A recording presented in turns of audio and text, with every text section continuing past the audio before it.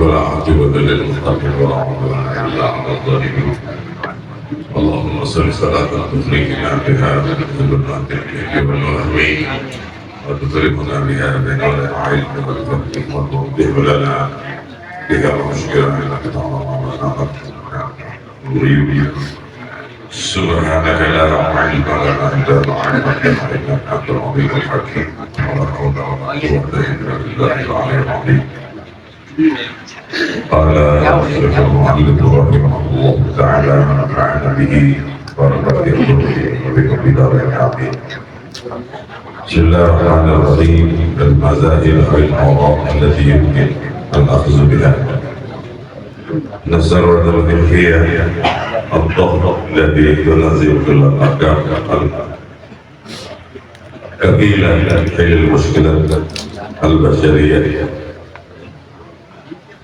والذي خلقها لنا سلفنا الصالح.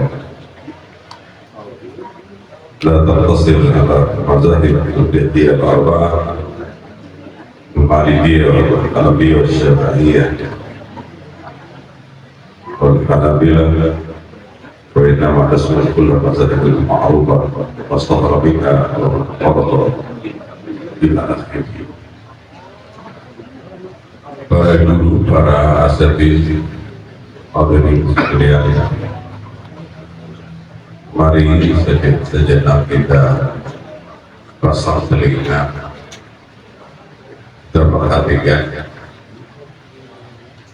apa yang syariat tetapkan untuk kita, apa yang syariat tetapkan untuk kita daripada hukum dan perilaku yang perlu kita teladani, kita amalkan.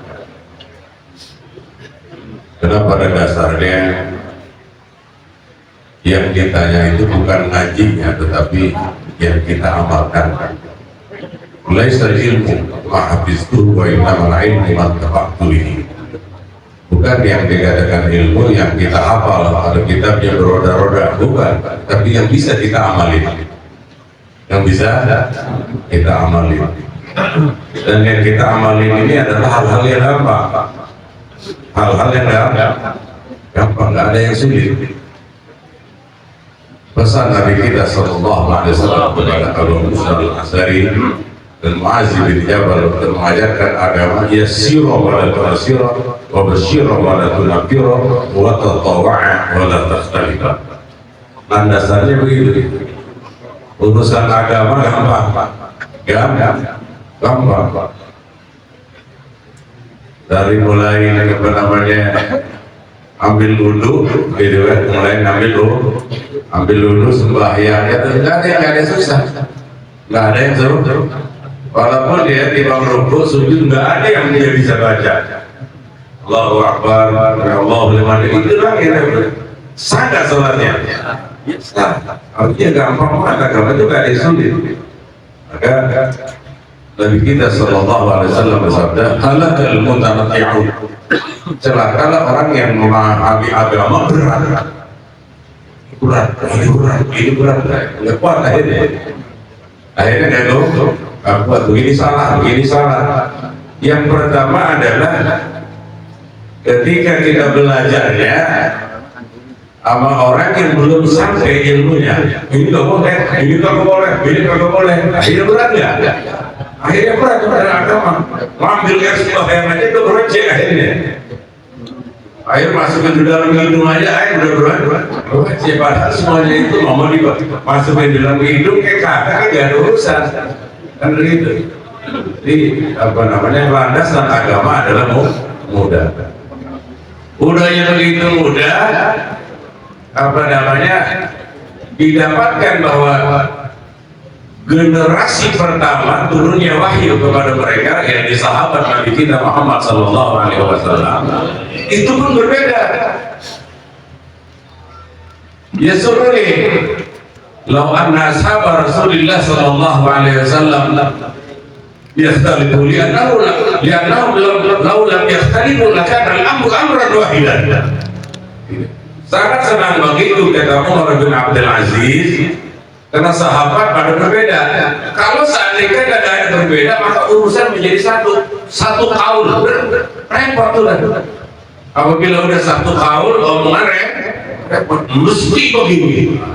Udah terpaksa kita. Maka di antara sahabat pun berbeda. Maka bolehlah kita mengambil mana kira-kira yang lebih maslahat buat kita, yang lebih gampang buat kita. Makhuyir Rasulullah SAW bainal amraini illa tara aisarhuma. Nabi kita kalau diberikan hak pilih, yang mana nih yang diamalkan? Yang paling gampang, yang paling gampang.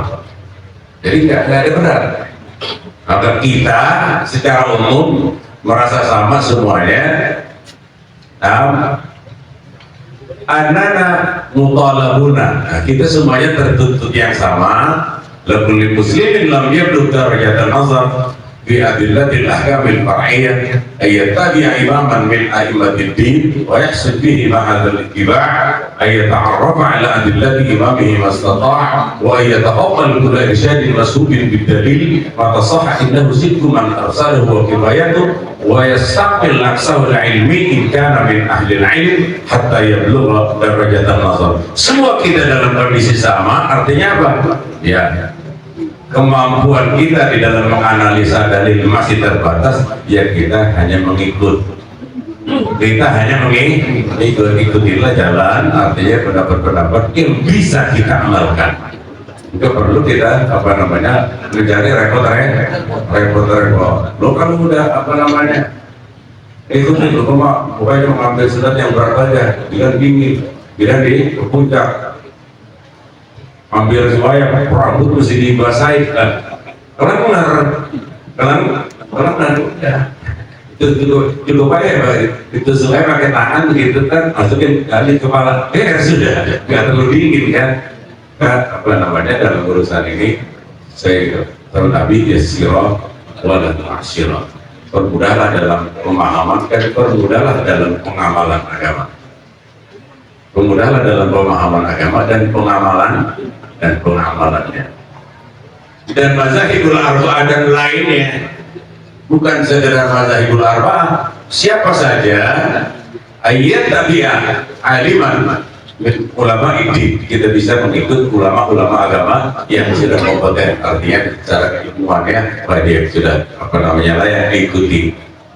layak diikuti, nah kita ikut dia, ya ada masalah. Pada dasarnya semuanya yu'addi bila ibadah Rabbina, karena menuntut kita untuk ibadah kepada Allah Subhanahu wa Ta'ala dengan pemahaman mereka daripada Al-Quran dan Sunnah Nabi kita Muhammad Sallallahu Alaihi Wasallam. Karena sarwah bil fiqhiyah artinya bobot syarat kita, ajaran agama itu sangat penuh. Pikul nawahil hayat, dalam semua aspek kehidupan. Tidak ada satu umat yang dilengkapi dengan ilmu itu seperti umat Nabi kita Muhammad SAW. Apa yang ngapain aja ada hukumnya. Apa yang ngapain aja ada hukumnya. Apalagi yang menanggung bini, bukan ada bakat gitu kan. Apa aja ada hukumnya. Dan pasti dalam hukum itu pun ada perbedaan. Kenapa kita nggak ngambil yang gampang-gampang aja urusannya? Semuanya ada petunjuknya. Maka alamana Rasulullah Sallallahu Alaihi Wasallam hatta al-khara'ata. Nabi kita Sallallahu Alaihi Wasallam mengajarkan umatnya sampai kepada urusan perak, sampai dalam urusan intik. Enggak pakai diajarin juga manusia kencing nggak? Ada sih, tapi diajarin nama Nabi kita Sallallahu Alaihi Wasallam. Begini ya kalau kencing. Itu nama istri nggak pakai diajarin juga manusia. Udah pada pintar, tapi diajarin. Ada bacaannya nggak? ada bacaan, ada caranya, kan begitu. Jadi nggak ada umat yang nggak, maka sangat diherankan umat yang dilengkapi dengan sebuah petunjuk yang full dari A sampai Z kalah sama umat yang nyembah sapi. Ya gelimuhum ubadul akhar. Umat yang begini lengkap kitabnya, hukumnya, aturannya dikalahkan dalam kehidupan ini oleh manusia penyembah sapi. Ya kan terlalu. Artinya ada yang salah dengan qiraat kita, dengan ikrar kita ada yang salah. Lah mereka menyembah sapi, sapi ngajarin apa? Ngajarin kehidupan kagak, kebersihan kagak, ini kagak, tapi kita kalah. Ini yang perlu diteliti tentang ikrar kita. Kemudian yaqlimu bala dinalahum la rabbalahum, kita dikalahkan oleh manusia yang tidak punya Tuhan sama sekali, nggak ngakuin ada Tuhan, nggak ada aturan-aturan langit yang diamalkan. Kok bisa kalah kita? Itu tidak boleh. Maka disayangkan umat Islam ya dalam di beberapa keterangan ulama ada dalam kira-kira tahun 2000-an ini, sebelum tahun 2000-an, bahwasanya ada kurang lebih 150 penemuan baru di dunia itu, satu nggak ada yang umat Islam. Semua ada yang mencek, yang bukan yang mata-matanya sipit, matanya kecil banget, Jepang, Cina, Korea kan gitu. Kemudian Eropa dan lain sebagainya, nggak ada barang satu. Lalu ngapain aja? Iqra bismi rabbikal ladzi khalaq itu bukan buat mereka, buat kita. Kenapa kita nggak bisa ngamalin? Kenapa penemuan itu dari orang kafir yang nggak punya Tuhan, yang bertuhan kepada sapi? Ini yang perlu dirubah. Mereka yang Tuhannya sapi, tapi bisa ngalahin kita. Mereka ada yang kagak punya Tuhan sama sekali, bisa ngalahin kita. Lalu itu ada yang salah dengan ikrar kita. Kenapa? Ikrar kita anggap bahwa Islam itu adalah udah selawat, zikir, semacam itu, tahlil, rati, dan bukan itu. Ja'a Nabi sallallahu alaihi wasallam bi aqidatin dhaminat lil bashariyati as-sa'adah bil darain. Datang Nabi kita sallallahu alaihi wasallam dengan sebuah ajaran tauhid yang paten, yang memberikan jaminan pasti kebahagiaan dunia akhirat. Itu ikutin akidah. Sudah nggak bisa bergerak kali itu mah. Ja'a bi syariatin hiya a'dal wa a'raf ma'arafatul bashariyah. Datanglah kanjeng Nabi kita sallallahu alaihi wasallam dengan sebuah sistem dan aturan. Aturan dan sistem ini adalah yang tercanggih yang pernah ada di planet ini sampai hari kiamat, yang paling memperhatikan bagaimana keadaan mura'atin nas. Dia orang sini mah orang lemah, orang sini mah orang lemah, dan annal ahkam tataghayyar, bahwasanya hukum-hukum berubah, hukum-hukum berubah. Dulu kita zahar pasti dengerin beduk atau melihat bulan, lihat matahari, duduk udah waktu. Sekarang ada yang dengerin beduk, jadi enggak, udah berubah. Sekarang apabila kita lihat jam, udah kan bukan jam lagi, lihat HP. Oh iya, kan begitu. Lah dulu orang berbuka aja juga masih nungguin beduk Haji Ahmad. Situ kalau beduk Haji Ahmad kan, kan ya. Atau di pokoknya sekitar kita sama ibu buka dengerin beduk Haji Ahmad itu udah beduk. Sekarang udah ada yang dengerin? Ya ada. Semuanya di kantongnya ada. Waktu dari Mekah aja udah ketahuan. Waduh, udah semuanya zohor di Mekah. Bener ya? Annal ahkam tataghayyar wa tatajaddad wa ma ila dzalik. Masa tidak harus berhenti? Enggak akan berhenti ketinggalan kereta. Apabila kita berhenti untuk memahami al-hawadis minal umur, apa-apa yang terjadi dan baru ya kita akan ketinggalan kereta. Maka Islam datanglah dengan sebuah sistem yang mengatur kehidupan manusia, baik itu hablum minallah ataupun hablum minan nas. Itu namanya al-fiqhul islami, yang mengatur kita, hubungan kita terhadap Allah, bagaimana dan itu gampang, dan mengatur kehidupan kita di antara manusia, kehidupan perempuan, kehidupan tetangga, Allah, semuanya diatur semacam mereka. Ma'ja'alallahu ta'ala bidini min haraj. Namun Allah Ta'ala tidak jadikan agama ini sifatnya mengkekang. Sifatnya mengkekang, bisa kemana? Enggak. Kurang dikit juga nambah. Kan begitu. Iya, kurang lebih tinggal kan kalau ada budi marah sama di rumah itu resiko. Itu namanya resiko yang berani masuk maju, yang nggak ada ya udah diam, kan begitu. Masuk nggak ada sama siapa, kan begitu. Itu namanya bimayat Allah beribadah antara hukum Allah yang berkaitan dengan urusan kehidupan, bertetangga, berbini, berdoa dan lain, dagang sama Cina kayak apa, semuanya ada aturannya, semuanya ada aturan. Yang ketiga, yang terakhir adalah bi akhlaqin ihtaja al-basyariyah kama ihtaja al-awwalun minal muslimin. Nabi kita atau Islam datang dengan ajaran akhlaknya, tidak boleh tidak, karena ini adalah apa namanya yang dilihat oleh Eropa, oleh Barat. Disinilah tentang kekuatan kita, maka dipukullah habis-habisan dalam segi akhlak. Apabila akhlaknya sudah tidak ada, maka sebaik apapun keislamannya itu akan rontok.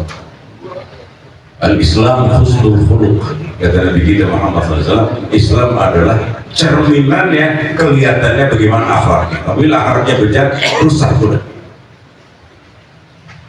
Lah kita bukan main mana kaya banget, tapi akhlaknya kita enggak. Kita ini bukan derman. Ada orang begitu kaya banget dan sebagainya, tapi akhlaknya bukan. Maka innamal umamul akhlaqu ma baqiyat. Baik itu sahabat akhlak sahabat.